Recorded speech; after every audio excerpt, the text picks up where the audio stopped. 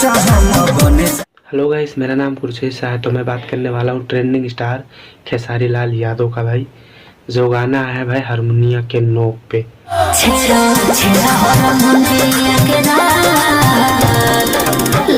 और भाई इस पे इतना सारा रील बना है भाई कि ट्रेंडिंग में अभी भी भाई बना हुआ है गाना ये।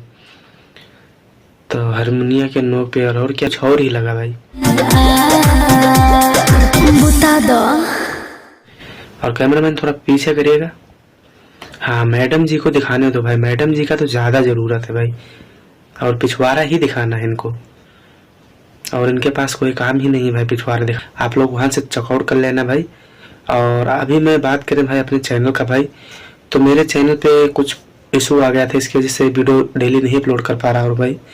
लेकिन अभी भी वीडियो डेली अपलोड करूँगा भाई। 90 दिन के बाद में वो इशू ख़त्म हो जाएगा भाई। लेकिन आप लोग सपोर्ट नहीं करते भाई, तो आप लोग सपोर्ट करो भाई। और जो भी हमारे चैनल पर नए हो प्लीज़ चैनल को सब्सक्राइब करें। और फिर मिलते हैं किसी न्यू रोस्ट वीडियो के साथ। तब तक के लिए बाय बाय।